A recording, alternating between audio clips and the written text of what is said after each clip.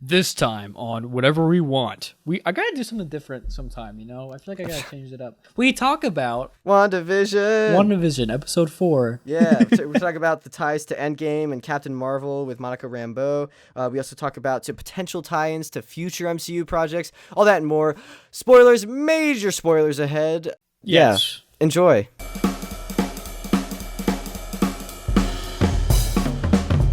PreBanter! Hold on. No. Sorry, I'm sorry. Central Casting keeps on hitting me up. You keep on hitting me up. Well, okay. It's a lot. That's all I wanted to say. Okay, now we can get in PreBanter.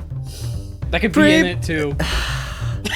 PreBanter peanut butter. Daniel's now interrupted me twice. But we're in it, alright? This is going to be a great episode, I can already tell.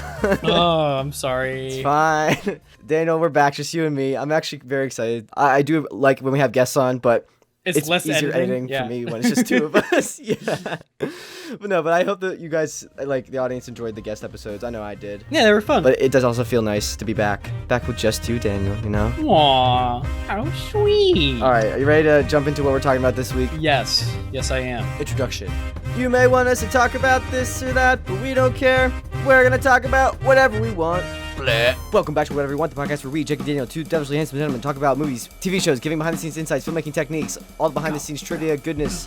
Go. Oh my gosh. Faster. Yeah, that's what are we talking about this week, Daniel? We're talking about WandaVision, episode 4. Oh my goodness, dude. This episode was crazy. I just really liked it. Do you just want to jump in? Can we just jump in? Yeah, let's just jump in.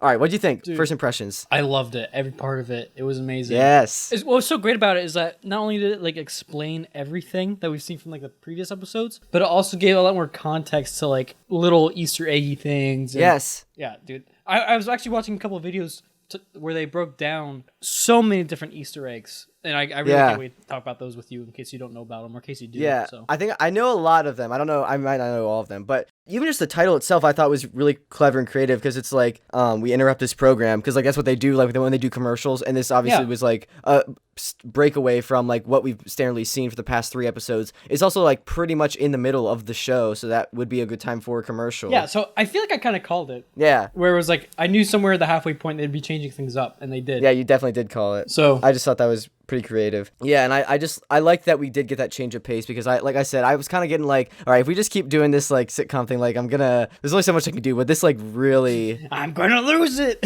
I know, this really just like scratched that itch on me. I was like waiting for something to happen. Just like from the very beginning, like with Monica Rambeau just like unblipping in the hospital. Like that was so intense. Yeah, dude. Oh my goodness. That effect was crazy. Yeah, you know? Especially for a TV show. I mean, I guess that's why it's like 25 million. This is where the 25 million went, part of it.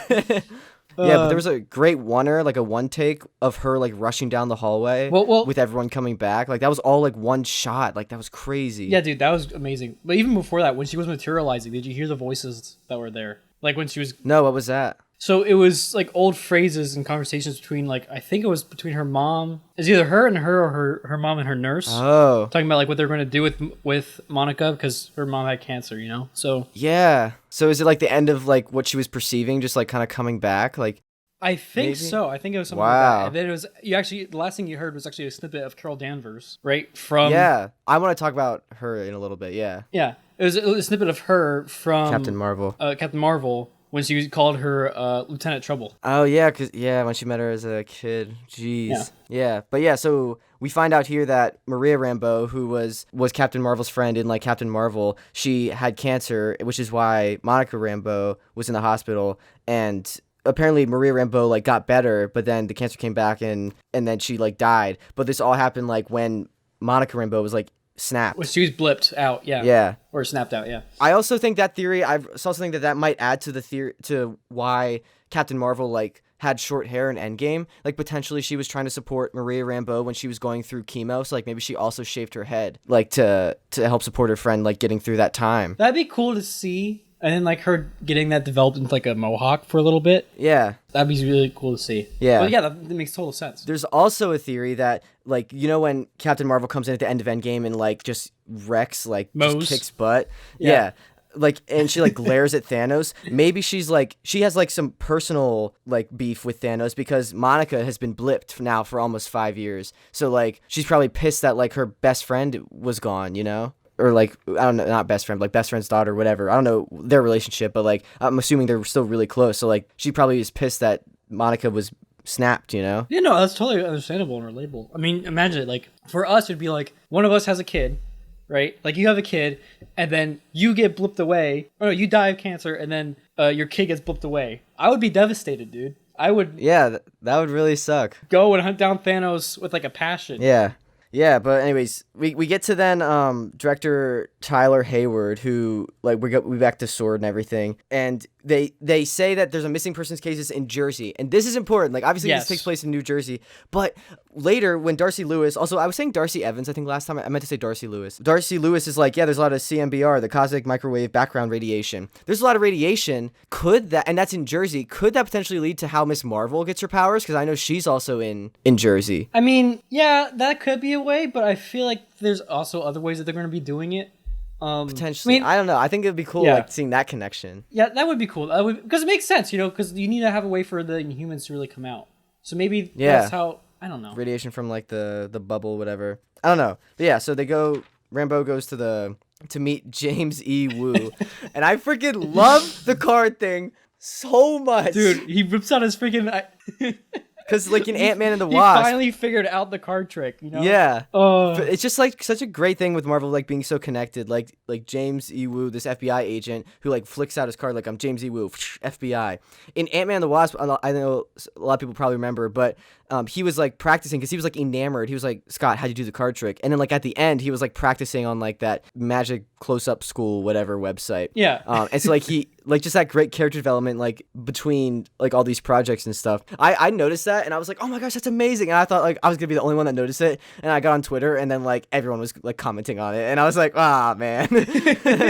Oh, dude, no, that was great. But it's also here that we start seeing, I don't know, some of the explanations for things that we've been seeing with like the anomalies in WandaVision so far. Yeah. And it's great to see how we're seeing how things like transform. Like, for example, the first instance we see is a helicopter, right? Like the drone, yeah. Drone, yeah. It has a totally different color scheme. Color scheme actually is kind of like Captain Marvel with like the blue, red, and yellow.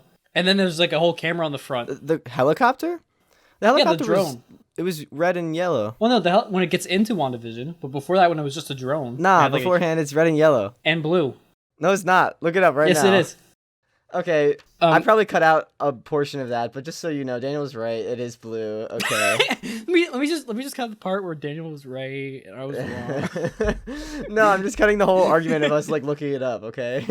Okay. I will admit I was wrong. But yeah, so it has that Captain Marvel color scheme, right? But then when it gets into the I'm just gonna call it the Wandaverse. When it gets into the Wandaverse of madness. It that actually works. We see how it changed to like the one we originally saw, which was like the red and yellow helicopter. And she's like, why is this here? Yeah. You know? Yeah. Which is kind of weird to think about. Because if Wanda is controlling it, right? You think she'd be able to see like what it is, like understand what it is originally, you know? Uh-huh. But I don't know. During the whole time, she was like confused about it. I don't know. Maybe she just has a lot going on. That's true. But also at this time, we find out that like the inhabitants like of the surrounding areas also like kind of have like selective amnesia. And I thought it was really funny, like the shot of like the sheriff like being like Westview doesn't exist with like the billboard like welcome to Westview right like there in the background. Yeah. I'm not sure if you noticed this, but the police car, I'm pretty sure had Eastview on it though. Oh really? I mean, I'm sure Eastview is like a town. It probably is. So I think it's like ironic that they don't think there's a Westview because there is an Eastview. I think that's the joke. Like I don't think it changed all the Westview stuff to Eastview. No. What I think happened was that there was maybe, I mean, I don't know. There could have been Eastview and then everything changed to Westview. I don't know. I don't think so. I don't know. Anyways, Rambeau is sucked in, and then we get to see Darcy Lewis, and she's a doctor now. I love that character progression as well. Like, dude, I love that too. I'm like, she's on her own. She's come a long way from the intern in Thor 1. Like, that's insane. I know. Yeah, I think she does a great job. Yeah, I used to intern under a demigod, and now I'm here, doctor, astrophysicist. Yeah. I'm the one who figured out all this WandaVision stuff.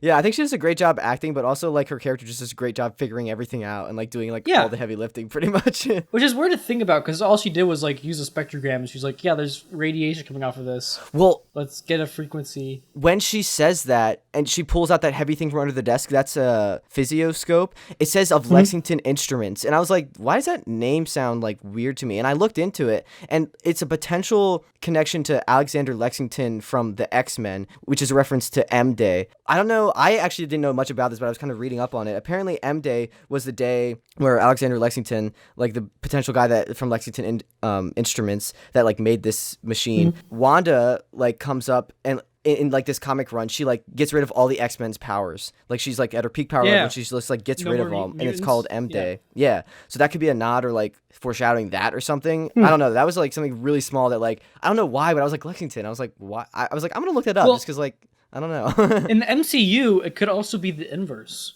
Right? Because that could be like the introduction of the mutants. Where it gives the Inhumans the powers or something? And maybe Lexington will get powers or something. Yeah, well, it could be the mutants or the Inhumans, depending on how the MCU wants to play it. But yeah, that would be cool to see. I also, going back, S.w.o.r.D said something that I like kind of, I saw this post. This isn't, I didn't just see this, like make this up on my own, but apparently S.w.o.r.D said like the people that got blipped, they were like, they had astronauts in space and like half of them never returned. Could that be potentially setting up like Fantastic Four? They got blipped and they came back and then like got powers or something. I did hear stuff about that. That make total sense. You know, that'd be really epic to see. Because Marvel does now have the licensing and like owned the rights to Fantastic Four, so I don't know. That could be a nod to something. I don't know. Oh, so much happening this episode. I feel like that'd be perfect to like explain why we haven't seen them in the MCU so far.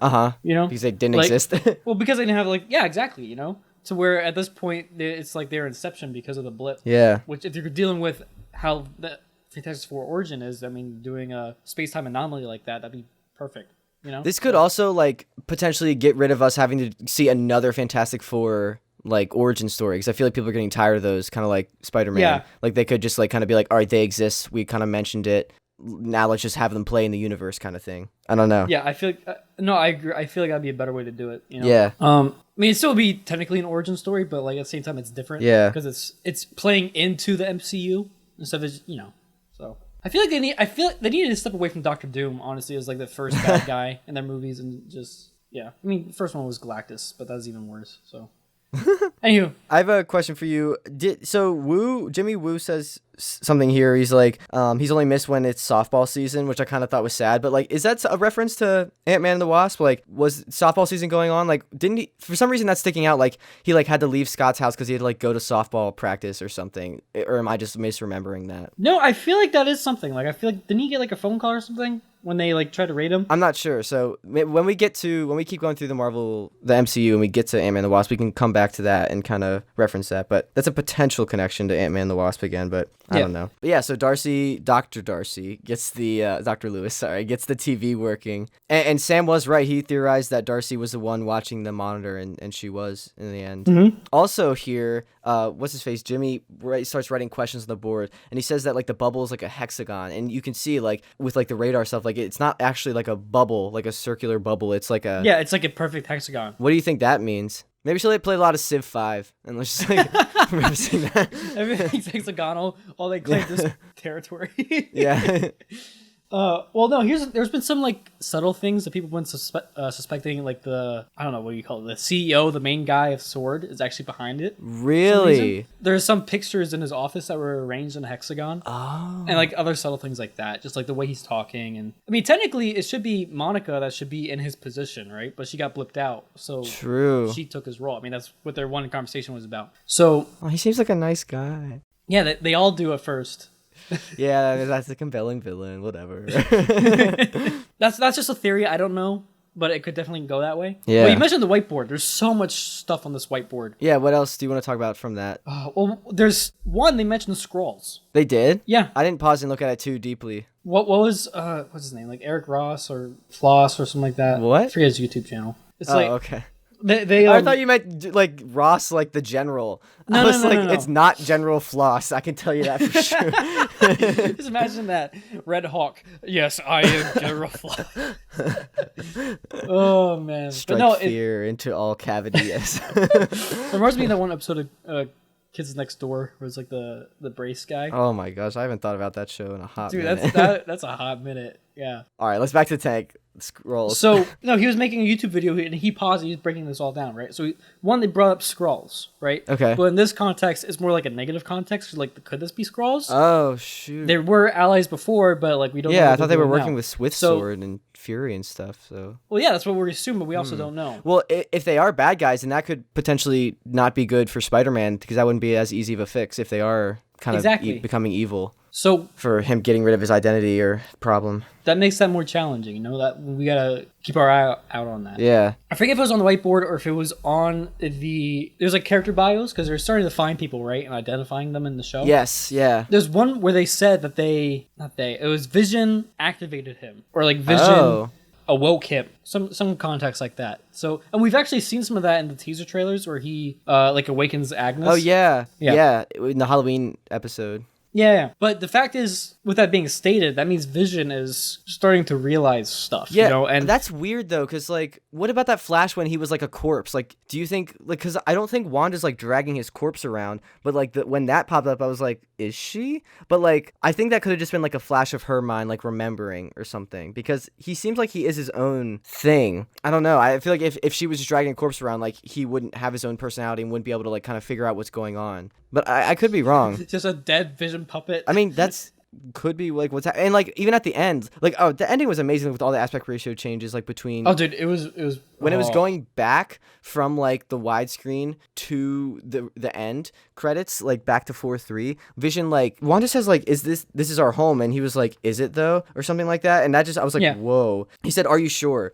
And when she said, "This is our home," and then like as she like tries to get him over to the couch so they can do the end credits, he kind of has like a look of doubt before like kind of Yeah. forcing a smile and like pulling himself back into it. So Well, like, I don't know what's going on with Vision. I was also going to say that because he was at that shot that you're talking about. Yeah, he did like it looked like he kind of like faked a smile, and at the Yeah. end he looked back over the TV like right to the camera. Yes, yeah, So it's like he knows he wants to like leave, you know, yeah. which is weird to think about. So I don't know if it's Vision like I'm not sure if it's Vision from our reality because again this is like a pocket reality, so it could be like a mixed version where it's like you take parts of him, Yeah. right, from like his dead body from regular reality, do this dimensional hex, and then because of that, that's able to somewhat bring him back to life. Yeah. Which then that kind of puts him in like Schrodinger's cat kind of situation. Oh. They can both be like dead and alive at the same time until he's like observed upon. Right. So what I feel like that means is if he might only be able to live in the pocket reality. Oof. You know?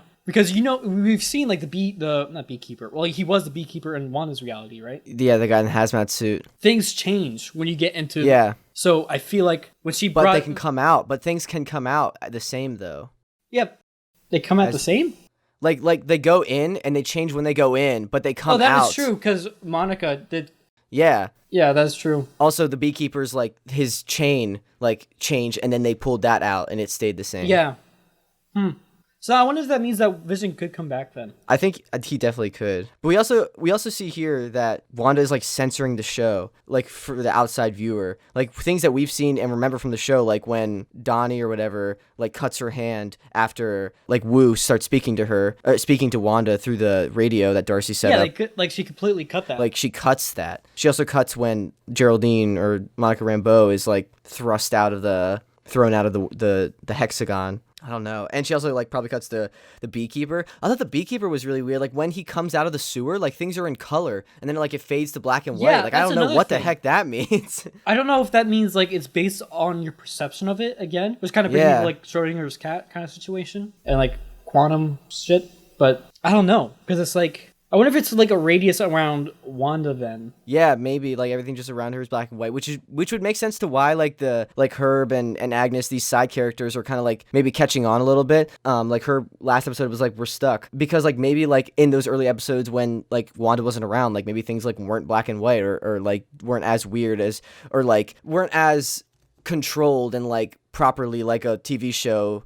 Maybe it's only like that controlled around Wanda, and the further you kind of maybe go out, like maybe it like The less control she has. gets less strict or exactly. Yeah. Maybe I don't know. No, I feel like that makes sense. Dude, I love the extended scene of Monica Rambeau like getting thrust out, like the aspect ratio changes and like the noise from like the 70s version of the show like fades away and like you just see Wanda like Yeah, dude, it was crazy. I think it's the first time we've seen Wanda this whole show like without like the filter of like a TV show over it, and like Yeah, that it was is just actually her. Wanda. Yeah. There's something funny about this too in a way, because she literally threw her like through the wall, like through the fence. I think it was like some other like wall or fence, and then like outside like the perimeter. Yeah. So she literally threw Monica through the fourth wall.